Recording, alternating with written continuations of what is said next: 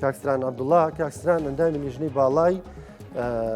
دیداری یەکێتیە کاکسران بەخێربێ زۆر سپاس بەخێربێ سەر چاو لە کەشە زۆر جوانە زۆر سپاسی وادارم تۆش تەندروست باشتر بێ سپاس دەکەم کاکسران زۆر سپاس سبەینە ڕەنگە نەوەبینین پیرۆزبایی نەورۆزەوەش و لە هەموو بیرانی کورساتەکەم زۆر سپاس بەخێراتی کاکسران دیدار ڕەنگە تاکە چالاکی بێتایبەتە بە یەکێتی حزبەکانی دیکە ئەم جۆرە چالاکیانیان نییە یەکێتی دەوێت لە ڕێگەی دیدارەوە بڵێ چی؟ بەڵێ ساوتا لێ بێ لەوە دەست پێ دەکەم یەکێتی ینی دیداری یەکێتیشمان ڕاستی ئەزمونێکی ناوازەیە نەکرد لە کوردستان توان بڵم لە عێراق و لە ناوچەیەش با بڵێ لەبەرەوەی ئێستا هەمومان دەزانین لە بەغدا لە سلێمانی لە هەولێر زۆر جار متەقا دەکرێت واتە کۆربەند دەکرێت بەڵام زۆربەی کۆربەندانە ینی زیاتر تابێکی با بڵێن پرۆتۆکۆلی تابێکی سیاسی هەیە بۆ پەرپێدانی فەزای سیاسی کەمیان تابعێکی بڵێن حزبی یان دەروون حزبی هەیە کە هیچ پرۆسێکی سیاسی هیچ پرۆسێکی دیموکراسی لە هیچ شوێنێکی دنیای سەرکەوتوو نابێ ئەگەر حزب سەرەر نەکرێ با بڵێن حزب مەبدەی حزبایەتی پەرە پێ نەدرێ دیداری یەکێتی باشی هەرە گرنگەکەوەیە کە شتێکە لە نێوان وەزیفەیەکی حزبی وەکو وەرحزبێکی شانی داخلی حزبێکی دیاریکراوە و وەزیفێکی سیاسی کە پەیوەندی بە کۆمەلگەکەشەوە هەیە لەبەرەوە ئەم ناوازەیەتی دیدارێکێتی لەو هاتووە جاری پێشوو دیدار کە یەکەم جار وەکو تەجوبە کرا لەسەر پێشنیاری هەواڵمان کە خوبا تاالبانی و دوایی بوو بەشێک لە ڕاستیەکەی لە کۆنگرەی پێنجەم بەشێکی زۆری ئەو ڕاستپادانی لە دیداری یەکەمە هەبوو بووە بەشێک لە بەرنامەکانی ینی کۆنگرەی پێنجەم و دواییش ئەم دیدارە بوو بە نەریتێکی چەسپا و ڕسمی لە ناو پەیرۆ پرۆگرامێکی نیشتمانی کوردستانەوە تا ئێستا ترەموو جارێک هەموو ساڵێک ئەم دیدارە مەکتەبی سکرای سەرۆک مامجلال سەرپەشتێکە و جێبەجێی دەکا دید خۆی لە حزبە سیاسیەکان عادەتەن کۆنگرە هەیە پرینیۆم هەیە و کۆبوونەی فراوان هەیە دیداری یەکێتی نیشتمان توانین بڵێن تەجاوزی هەم پرینیۆم و هەم کۆنفرانسێنیی کردو بڵێن کۆبوونەی فراوانی کردووە شتێکە نزیک لە ڕاستی لە کۆنگرە لەبەرەوەی لە ناو دیداری یەکێتی هەموو کادرەکانی بەبێ مەرجی با بڵێن هەڵبژاردن و بەبێ ئەوەی کە ئەو ڕێوەسمانەی کە عادەتەن یاسا قورسانەی بۆ ئەندامەتی لە کۆنگرەکانە ئەکرێ هەموو ئەندامێکی توانێت بەشداری کە لە بڕیارەکان لە سیاست لە داڕشتنی فکر و سیاسی یەکێتی نیشتمانکوردستان بۆ ئەو مودەیە کە دیدارەکەی تیاکرێ و بۆ ئایندا لەبەرەوە شتێکە زیاتر لە پرینیۆم کەمتر لە کۆنگرە کە کۆنگرە عادەتەن هەموو ساکسەری حزبەکە دەگۆڕێ و سەکردایەتەکەش ئەگۆڕێ بەڵام ئەم توانم بڵێم دیداری یەکێتی بەو شێوەی کە کراوە هی یەکەم بە دۆمشی کە ئێستا هەواڵان نەخشەی بۆ دارراوە شتێکە ینی ئامادەکارێکی زۆر فەزای سیاسی یەکێتی نیشتمانکوردستان حازرەکە بۆ ئەوەی وەکوڵی ئەگەر نەڵێم ینی شان لە شانی کۆنگرادا لە ڕاستیە لە کۆنگرەیەک کەمترین نیە دیداری یەکێتی سیاستەکانی یەکێتی بە دووستون داڕژێتەوە لە هەموو سێکتەرەکانە بێگومان یەکیان شتە دەروون حزبەکانی یەکێتی نیشتمانکوردستان خۆی واتە لە ناوخۆی خۆمانە کێشەکانمان چین گرفتەکانمان چین گەشە ڕێوشوێنەکانی گەشەکردنی یەکێتی چییە بربەستەکانی چین و هی دووەمیشیان ینی دید و ڕوانگەی یەکێتی نیشتمانکوردستان و یەکێتیەکان هەواڵانی یەکێتی بەرامبەر بە پرسە سیاسەکانی کوردستان و عێراق و ناوچەکە ینی مەسە ئێستا بۆ ئێستا بە نمونە وەرگین کۆمەڵە گۆڕانکایی لە ناوچەکە ڕووی داوە لە سووریاوە بگرە هەتا تورکیا هەتا عێراق هەتا ناوچەکە شەڕی غەزا وەکو سەرجەناب لە بیدایی بەرنامەکە تا باس کرد هەموو ئەمانە گۆڕانکاریە کە پێویستەکە یەکێتی وەکو حزبێکی دەربەست و هەواڵانی یەکێتیش وەکو کارکتەرانی سیاسی لەناو کۆمەڵگەی کوردەواریە قسەیان لەسەری هەبێ بۆ ئەوەی کە ڕوانگەکانی یەکێتی سیاستەکانی یەکێتی نیشتمانکوردستان لەو مەلەفاتانەیە کە برای لێ بدرێ سەر بکرێ ئێمە پێشمان بە یەکێتیی بەقووەتە پێشمان بە یەکێتیی پتەوە پێشمێکمان یەکێتیە کە دەرەقەتی ئەمریکانە بێ لەبەرەوە بۆ بەنسبەت یەکێتیەکانەوە هەردوو ئەم پرسە هەم دووستونە تێکەڵ کراوە کاکسران ئەم ماوەیە ئەو شارانەی کە گەڕان کادرانتان بینی و بیر و ڕای خۆیان باس کرد تەورەکانیان بۆ دیاری کراوە یان کادرەکان لەسەر چی قسەیان کرد خۆی ئەمڕۆ کۆنفرانسی سلێمانی بڵێن دەستی پێ کرد کە ئێستاش تەکمیلەی کۆنفرانسکە لە مەڵبەری سلێمانیە کرێ ئەما کاتە حوتەمین کۆنفرانس کە بڵێن بۆ دیدارە گەورەکە ئەوەی کەم جەنرال دیدارە کە دیدارێکی گەورە دەبێت سەرۆکێکی تیشماکەن هەواڵانی سەکردات مەکتەبی سیاسی و ڕەنگە هەندێک لە دۆستەکانێکی دیشماکەن بەشداری تا بکەن ئەمە حوتەمین دیدارە ئەوانەی کە کراون تا ئێستاکە لە هەر شوێنێک کرابن لە کۆیە لە مووسڵ یەکەم جارە لە ڕاستیە یەکەم جارە چالاکی سیاسی بەرفراوانی یەکێتی نیشتیمانیەکان ئەبرێتە شاری مووسڵ کە یعنی شتێکی ناوازە و تایبەت بوو حتا بۆ حزبە سیاسەکانی عەرەبیەکان لێوە دەستی پێ کرد حزب عەرەبیەکانی کە لە مووسڵ یعنی حزبی قەومی حزبی شیعە و سونییان تێدایە بۆ ئەوان شتێک یعنی شتێکی ناوازە بوو حتا پارێزگاری مووسڵ تا بادینان تا هەولێر تا کۆیە و بڵێن گەرمیان و دوایی هەڵەبجە و ئێستا لە سلێمانی تەبەن ڕاپەرین و کەرکوش ماوە هەموو ئەم عینانە لەسەر دوو ینی لەسەر با بڵێن دوو سیغا ئیشی تیاکرێ یەکێکیان هەر چوار تەوەری سەرەکیەیە کە پەیوەندی ینی خەمەکانی یەکێتی خەمەکانی یەکێتیەکان و خەمەکانی هەموو خەڵکی کوردستانیش ینی زۆر دوور نییە لە یەک ئەو چوار تەوەرە هەیە کە لەسەر علاقەی بە ڕوانگەی یەکێتی بۆ هەیکەلی حزبی خۆی گۆڕانکاریەکانی کە پێویستەکان ناو خۆی دابیکە دووەم سیاسی ڕێکێتی لە حکومڕانیکردنی دیدی یەکێتی بۆ حکومڕانی لە کوردستان و لە عێراق و لە هەموو وەساتانێک یەکێتی بەشداریان تیاکە و دیدەکانی تریشی کاینە ئەمە چوار تەوەرە ئەم چوار تەوەرە لە هەموو دیدارەکانە دووبارە دەبێتەوە بەڵام هەر ناوچەیەکیش بۆ خۆی هەواڵانی کە خەڵکی ئەو ناوچەیان یا تێکۆشەری ئەو ناوچەیەن لە چوارچێوەی کۆمیتان مەڵبەندن بازنەی هەڵبژاردن ئەوانیش بەگوێرەی پێداویستەکانی خۆیان چەند تەوەرێک دیارەکەن مەسەن بۆ لە گەرمیان بابەتی تعریب و ناوچە دابراوەکان و بابەتی ئەنفال گرنگە مەسەرەن لە هەڵەبجە بابەتی شەیدان گرنگە ڕەنگە لە سلێمانی سێکێ لە بابەتە ناوازەکان کە سلێمانی دایمەن بە پێی ناسراوە کەشتی تایبەتی خۆیەکە بابەتی تەکنۆلۆژیای تازە و زیرەکی دەستکردە بە گوێرەی ناوچەکان بە گوێرەی دەرفەتەکان یعنی چوار تەوەری سەرەکی هەیە ینی ئەوە وەکو تەوەرس دیاری کراوە مانەوەیە لیژنەی باڵای دیدار خۆی ئەڵێ وا بکەن بەڵام ناوڕۆکەی ئەوان هەواڵان بڕای لێدەن بەڵام هەر ناوچەیەکیش و ئیزافاتی خۆی هەیە باڵن چوار تەوەری چوار تەوەری هەیە وەڵا سلێمانی وەزان پێنج تەوەریشی یانی دیاری کردووە بۆ گفتوگۆ لەسەرکردن جگە لە تەوەرەکانی کە ئیدارەکەیە هەموو ئەم مەحاورانە هەواڵانی یەکێتی گفتوگۆی لەسەرەکەن بەشداری هەواڵان لیژنەی باڵای دیدار کە سەکردایەتەیە کە کادری تریشتایە و بەشداری سەکردایەتێکی دەودارە زیاتر بۆ گوێگرتنە بۆ ئەوەیە کە بڵێن کادری یەکێتی چی ئەڵێ ڕەنگە ڕۆڵی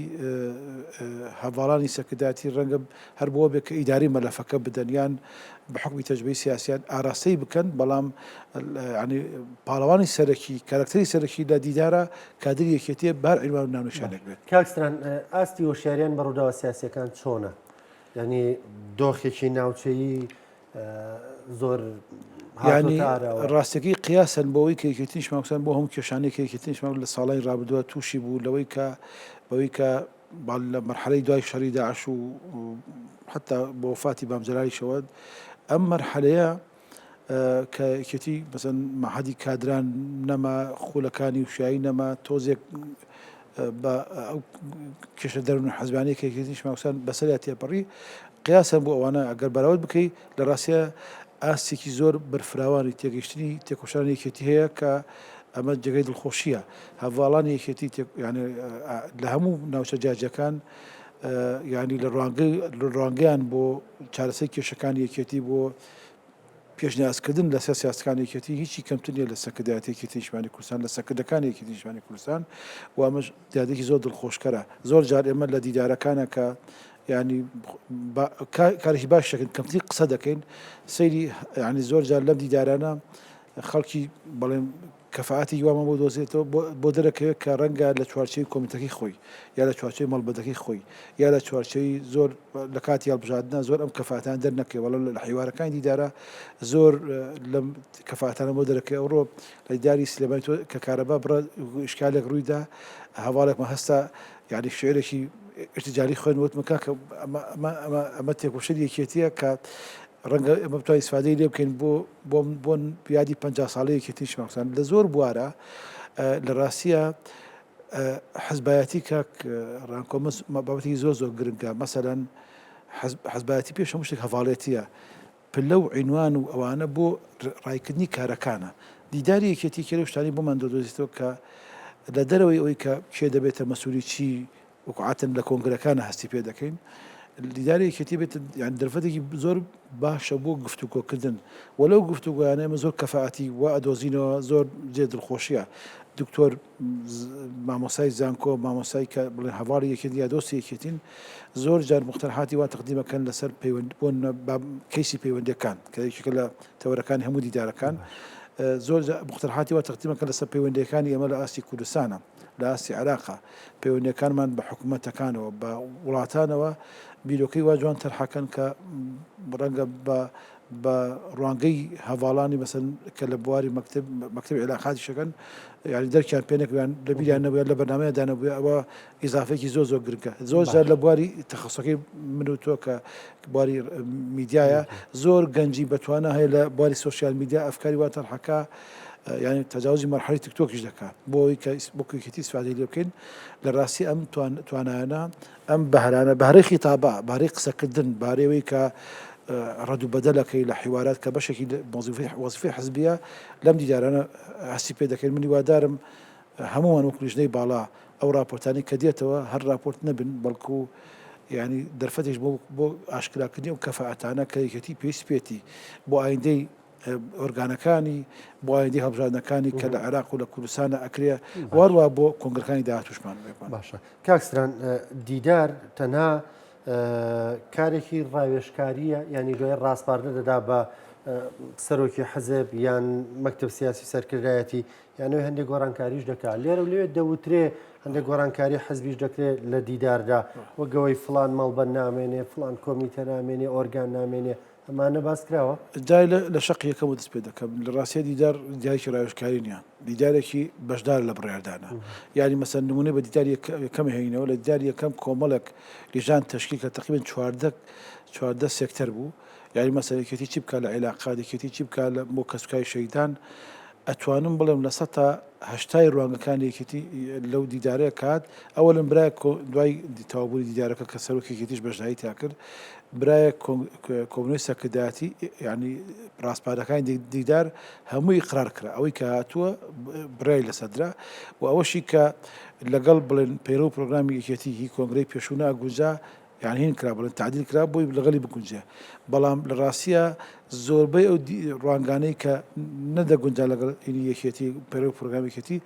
ینی جوین کران لەگەڵ کۆنگرەی پێنجەم و بوون بەشێک لە سیاسیەکێتی لە کۆنگرەی پێنجەمە واتەوەی شتێک کە بەربەست بوو مەسەن بۆن لەوەی کە کۆمیتێکیان بڵێن مەڵبەندێک چی بکە دیداری ینی کۆنگرەی پێنجەم توانی چارەسەری بکە لە کۆنگرەی پێنجەمە کۆمەڵێک شت چۆنی سەر دەستوی عێراق سەیرەکەی ئەڵێ نزیکەی 58 مادە هەیە ئەڵێ ئەمە بە یاسارێک خرێ لە دیداری لە کۆنگرەی پێنجەمە کۆمەڵێک شت ما بۆ تەخۆری بڵێن بۆی ڕاست پێرا بە یەکێتی شماکسان وەکو سەرکردایەتی وەکو مەکتەبی سیاسی خۆی چۆن لەگەڵی تعامل کە مەسەن ئۆرگانەکان چی لێ بکە موسساتەکانی یەکێتی شماکسان چی لێ ئەو قسانەی کە ئێستا زۆر جار لە باسەکرێت ئەمە بەشێک لە ڕاستی تێدا کە یەکێتی فعلەن دەوێت ئۆرگانەکانی بگونجێن لەگەڵ ئەو شتانی کە وەکوتمان یەکێتێکە یەکێتێکی بەقوت ڕەنگەی مەهەڵبژاردننی پێشوو مەسەل لە پەرلەمانی هەرێمی کوردستانە دەنگکانێکی دووقات و شتێک زیادی کردووە پێویستمان بۆیە زیاتری بکەین ئەبێ ئۆرگانەکانیش ینی ئەم ئامرازە بە قووەتە کە بریتە لە ئۆرگانەکانی یەکێتی شماکسان لەگەڵ ئەو پێداویستیان ئەو ئامانجەیەکێتی جوینی بکەین ئەمە بەشێکی لە گفتوگەکانی ئێستا شێوازی حزبەیەکەی تۆزێ بگۆڕێ ینی بۆ ئەوەی بگونجێ لەگەڵ ئەم بینانە بەس ئێستا یەکێ لە تەوەرەکانی کە قسە لەسەر ئێمە حزبی هەڵبژاردین یا حزبی کە من پێم وایە ئێمە حزبی هەڵبژاردین چونکە هەڵبژاردنمان هەیە بەڵام هەمان کاتێ ئێمە حزبی ڕێخستریشین چونکە ڕێخستریەکێتی شوێنی کوردستانیش یعنی حزبی بیر بۆ ینی ئەوەی ڕای گشتی دروستکردنیشین ینی کاک ڕاکۆ دەزانی لە هەڵبژاردننی پەرلەمانی کوردستانە دوو ڕۆژ هەفتەیە دوای هەڵبژاردننی پەرلەمانی کوردستان کە ئێمە کەمپین بۆ حزبەکەی خۆمانەکەین هاتینە سەر ئەرکێکی نیشتیمانی گەورە کە ئەوش کەمپینکردنە بۆ سەرژمێری گشتی لە عێراقا کە بابەتی گرنگە بەتاویدی بۆ ناوچە دابراوەکان بوو بۆ قەزێکی قەومی ئێمە کێ توانێت یەکێتیش مەسەن لەوەدا سەرکەوتوو کە ڕای گشتی بۆ دروست بکە ئێستا کە بۆ نەقسە سەر حکوومەتی هەرێمی کوردستانەکەن چۆن بێت چۆن نەبێ چۆن ئەم حکوومەتە ئەم جوین بکەیت لەگەڵ شعارەتەکانێکی لە کاتی هەڵبژاردنە و بێگومان جوێنیشتی بکەین لەگەڵ شعارەتەکانی پارتیش حزبەکە حکوومەتەکە براوەکان هەڵبژاردن تەشکیل دەکەن بۆ ئەمە مەسەلەن ڕەنگە پێشمان بەوە بێت دامەزراوەکانی یەکێتی چۆن بێنە جواب لەسەر سیاسەکانی یەکێتی چۆن جوێنی کەن چۆن ڕێکی خەینەوە ئەمە بەشێک لە کۆبنەی سەرکردایەتی مەکتەبی سیاسی قسەی لەسەرکراوە بۆتە بەرنامە کاک باڤڵ لە کۆبنەی سەرکردایەتی ینی ڕایگەیان کە ینی ئەو پێ گۆرانکاری کە دەوێت چی بکەین لە مەڵبەندەکان لە شوێنە جاجەکانە بیکەین بەڵام بەشێکی لە ڕاستیە بە شانازیەوە بێ هەواڵێکی دڵیان بەوە خۆش بێ تەقریبەن توانم بە دیداری یەکێتی ئەسپێترێ واتە سەرکردایەتی خۆی لەسەر بڕای لێنادا بە تەنیا بەڵکو بەشێکی بەتایبەتی بڕیارە خورسەکان لەگەڵ هەواڵانی یەکێتی لەگەڵ ئەندامی یەکێتی جا ئەندام پۆل بێ ئەندام کرد بێ هەتا ئەندامی سەرکردایەتی گفتوگۆی لەسەرەکەی بووی بەشداری بۆی قەرارەکە کە بدرا قەراری جەماعی بێ ئێستا ئەمە بەشێکە لە گفتوگانی ئەوەی کە یەکێ لە تەوەرەکانی دیدار مەسەرەن تەوەری ڕێخستن و هەیکەلی ڕێخستنی یەکێتی شوێنکوسان ئێمە ناڵێن بگونجێ لەگەڵ سەردەم چونکە هەموو سەردەمێک پێداویستی تایبەتی خۆیە بەڵام ئێمە دەڵێن بگونجێ لەگەڵ ئەو ئەرکانەی کە یەکێتیش شانێتی ئێمە حزبێکمان دەیە بە قۆت بێ حزبێکمان دەیە مەسەلەی بەژایی کە لە حەلی مەسەلەی کورد لە بەشەکانی تری کوردستان دەشمانێت لە دەستوری عێراق قسە بکە ئەوانە حزبێکی بە قۆتی دەوێت باشە دیدار بۆ کادرانی یەکێتیە بەڵام زۆر سار دەبینین لە دەرەوەی ئەم حزبە تەنانەت دەوانی دەنگیشیان پێنەداوە دەڵێن یەکێتیە بێ ئەوها بکە کە پرۆسەیەک دێتە پێشەوە تەنانەت کە پرسێکی خزمەت گوزاریش دێتە پێشەوە دەڵێن یەکێتی نابێ بەمە ڕازی بێ یەکێتێ بێ ئەوها بکە ئەمە لە چیوە سەرچاوی گردووە خەڵکێک لە دەرەوەی یەکێتیڵێ یەکێتیە بێ ئەوها بکە بەڵام ئەم پێشنیارانە ڕەنگە بۆ پارتی دیموکراتی کوردستان نەبێ بۆ حزبێکی دیکە نەبێ کە ڕەنگە کورسیشی هەبێ خۆی ئەمە دیدەکەی لە چێوە دیوە ئیجابی تێدا وانەیە خەڵک یەکێتی بە خاونم قەزیە دەزانێ خەڵک ینی پێوە ئەم شتانە بە یەکێتی ڕجاوت کا لە یەکێتیە یعنی هیوایەک بە یەکێتی ئەم شتانە جێبەجێ بکە ئەمە دیوە باشەکەیەتی و بێگومان یەکێتی ئەم ڕوانگانە ڕەچاوەکە لە سیاستا چکە بێکێتی بێگومان ئیلزامی هەیە بەرامبەر بە دەنگدەری خۆی باڵەمان کاشە ئیلزامیش هەیە بەرامبەر بە دەنگدەری پرۆسی سیاسی لە کوردستانە ئەم هەڵبژاردنەی کە کرا لە ڕاستیە هەڵبژاردنێکی ینی تایبەتمەند بوو یعنی بابەتی مەبدای بایکۆتی تقریبان کۆتایی پێێنا ڕێژەی بەشداری ینی لە هەڵبژاردنی پەرلەمانی کوردستانە حتا عێراق حتا نەتەوەیەکگرتوەکان حتا ینی ئەمریکا وڵاتانی زلێز کە بە جۆرەکان متابعی پرۆسی سیاسی کوردستانەکەن یعنی ئەو گۆڤدانی کاتن کاک باڤڵیان می لە دوای هەڵبژاردنەکانە وتیان وڵای کاک باڤڵ تۆ کارێکت کرد لەگەڵ یەکێتیە لەگەڵ خۆتە پارتیشت کە نیارە سیاسەکەتە چکە هەڵبژاردنە لە ڕاستی هەڵبژاردننی یەکێتی و پارتی بوو منافسەی یەکێتی و پارتی بوو لەگەڵ شا پارتیشت بژاندەوە ئەینا وار بێگومان لەگەڵ یەکێتی و پادشا حزبەکانی دیکەش کە ئیتر مزاحەمە دەکەن بێنە سەر پرۆسەکە ئەم هەڵبژاردنە ئەتوانین بڵێن بە ئیمتیاز هەڵبژاردنێک بوو کە کارکتەری سەرەکی تایە کاک باڤڵ و مایکشکاندەکانی بوو بەڵام بەتەنیا ئەوە نەبوو بڵێن هەرەوە بێ خیتابە سیاسی کاک باڤڵسی بوو بەڵکو ئەو ڕوحێت و حەماسی کە دای بە هەڵبژاردنەکان شتێکی تایبەتی بوو یەکێتی نیشمان لەم چوارچێوەیەدا شایانی ئەوەیە ینی مکافا بکرێ پاداش بکرێ و پاداش ئەو نیە وەزارەتی زیاتر یا کەمتری بدرێت ینیەوە استحقاقی انتخابی هیچ یەکێتی بەڵام شایانی ئەوەیە کە ئەو ڕوانگانەی یەکێتی نیشتیمانی کوردستان کە دەری بووی لە کاتە بژاردنەوە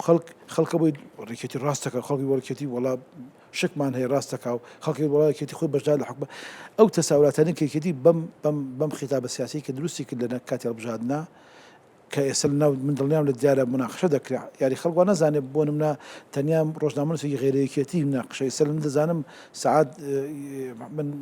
بانگەشەی جەنابەتەکەم سعات دوو بچینە دیدارەکە کە لە مەڵی سلێمانیە کرد من دڵنیام خەڵکیش ئەو ڕایەڵێ ئەو سەخۆ بەرزەی داواکاریەکانی یەکێتی لەکوێ و ئێستا باڵی وەزعی سیاسی لەکوێ ئەبێتەوە ناقەشە لەبەرەوە خەڵکێک کە ڕەخنە یەکێتێک لە بوارێ ئەمە کێشەیەکمان نییە بەڵام لە ڕاستیە ئەبێ ڕوانگەکانی یەکێتی شماکسان زۆر بە هەندوەر بگێت لە حکوومەتی داهاتووی هەرێمی کوردستانە تەنیا بە ژمارەی کورسەکانیشی نەبێت کە پێمان وایە دەنگەکانیشمان و کورسەکانیشمان زیاتری کردووە بەڵام بەڵکو لەبەری ڕوانگەکانی یەکێتیشمان لە زۆر بوارە ڕاستی و دووسی خۆی سەرمان ئێستا بۆ نمونە بە نمونەی بچوو بێنمە کاکرانکۆ ئەم ینی باردۆخی سیاسی سووریا و تورکیا پرۆسی جوینکردنی حکوومەتی بڵێن تازەی سووریا لەگەڵ ئەو ئیدارە زیاتەی کە لە هەرێمی لە ڕۆژئاوای کوردستان هەیە پرۆسەی ئاشتی کە لە خەریکە لە تورکیا سەرڕدات و جایەکی دیکە بەنامەکەی بەڕێز ئۆجلانەوە تا خێتابەکەی بەڕێز ئۆردوغان کە دەڵێ لەم جەژنە قسەم دەبێت لەم ڕۆژە قسەم دەبێت هەموو ئەمانە ڕوانگە و سیاستەکانی یەکێتیش مەکسانی سەلماندووە لە زمانی جەنای مامجار لە نووسێەوە کە بەستی بە سیاسی ئاشتێ کرد و تا ئەوەی کە یەکێتی شمانی کوردستان یعنی پێوانە بوو لە ڕۆژ و دوڕۆژەکە گۆڕانکاری سەری عەبێ لە حکوومەتی سووریادا و تا ئەوەی زۆر کەس یعنی شاگەشکە بوون لە ڕووی ڕوانگەکی سونیگەراییەوە بۆ گۆڕانکاریکەینەوە یەکێتی زۆر بە ژیرانە سیاسی سەرۆکی یەکێتیشمان کوردستان زۆر بە ژیران لە دامکردنی ڕۆژئاوای کوردستان مایەوە و ئەم پرۆسەیە ڕاستی ڕوانگەکانێکی تیشتوانی کوردستانی سەلمان کاکڕانکۆ ئەم ڕوانگانە شایانی ئەوەیە کە گوێی لێ بگیرە بە هەند وەربگیرە خۆ بە ژمارەی کورسی نییە وەکو لە پرۆسی هەڵبژاردننی حکوومەتی عێراقە یعنی یەکێتی چۆن تاسیری بوو لە سیاسەکانی عێراق لەبەر ئەم بوارانە ئەم ڕوانگانە زۆر گرنگە ئێستا یەکێتیش ماکسان ئەو قسانی کە خەڵک دەیکا ئێمە بە تەبعی وەرەگین و ڕەنگەت پێشمان خۆش بێ بەڵام خۆ بە نەتیجەی یەکێتیش ماکسان لە جیاتی ئەوان سیاست ناکە لە جیاتی ڕوانگەکانی خۆی سیاستەکە پێش هەموو شتێکی لە ڕوانگەیانەی ئەو دەنگدەرانی کە دەنگیان بە یەکێتیش ماکساندا و سیقیان بە یەکێتیە بووە بێگومان ئەو خەڵکانی تیژی کە لەناو پرۆسی سیاسی هەر کەسێک کە بەشداری لە پرۆسی سیاسی کوردستانەکە بە ئاو بەنا بە باش و بە خراپ بۆ یەکێتیش ماکسان مەکسەبێکی سیاسی زۆر گەورەیە بەڵام ئەولویات هەیە ئەولوێتی یەکێتیش ماکسانەوەیە کە ئەو ڕوانگانەی ئەو خیتاباتانی کە ڕاستکردنی ڕێی حکومڕانیکردنی کوردستانە ئیشی لەسەر بکات تا ئەوەی کە پاڤڵوتی زاب خودێ ینی بەبێ یەکێتیش ماکسان هیچ شتێک ناکرێت ئێستا وایە ئەوە لە واقعدا بەبێ یەکێتیش بە پرسیار ینی کاکسران خەڵک دەڵێ بەشێک لەم دروشمانەوە مایکشکاندانش کە باست کرد بەشێک لەم دروشمانە لەم پەیامانەی هەڵبژاردن دەڵێن جێبەجێ نەبووە جارێ زوو نییە بۆ ئەمە زۆر زووە ئێمە وتمان چیە ڕوخێن تاکراوی ڕوخێن جیاکایی دەڕوخێن هەموو خەباتێکێتیشمان لەم مەرحەلەیە کە دانوستانەکان ماوە و خاوە لەسەر خۆ دەڕوا بەڕێوە بۆ ئەوەیە کە حکومڕانێک دروستکەین ئەم مەفاهیمانەی تا بە نوێشکە جێ بکرێتەوە ئێخۆ یەکێتیشمان حزبێکی ڕاماڵێن نییە حزبێکی دیکتاتۆر نییە بڵ هەرقی لە ڕوانگەکانی خۆم حتا ئەگەر یەکێتیشمان کاتی خۆشی کە بەڵێکێتی و پارتی پێک و پەنجاون پێشەوەی ئەو هەلومەرجەی کە لە کوردستان ڕوویدا بەداخە و حزبی سیاسی تر دروست بووە شوشی گەورەیان کرد و زەریان لە یەکێتی لە خۆشیاندا ئەو کاتەیەکێتی تقریبن لا هەموو شتێکە شەریک بوو لەگەڵ پارتیە بەڵام بەتەنێت توانین ڕوانگەکانی خۆی ڕوانگەکانی خەڵکیش بێ ڕەچاو بکەیت ئێستا ڕوانگەکانێکێتی شمەکسوان لە هەموو وارەکانە پەیوەندی بە ژیان و گوزانی خەڵکی کوردستانەوەیە ئەگەر هەر حزبێک پێی وایە ئەم ڕوانگانە کە لە قازانج خەڵکی کوردستانە باش نییە کەواتە ئیشکالێکەیە لە ڕوانگەکان بۆ بەژۆنەکانی خەڵکی کوردستان ئێمە پێمان وایە ئەو ڕوانگانەی کێتێتی بۆ حکومڕانیکردن بۆ ڕاستکردنی ڕێڕەوی حکومڕانی ڕوانگەی ڕاست و دروستن و ئێمە فعلەن ئەو ڕوانگە قەدیمانە دەڕوخێنین کە یعنی بەشێک بوو لە خراپی پرۆسی حکومڕانی یەکێتیش مەکسن کە دەڵێ ئێمە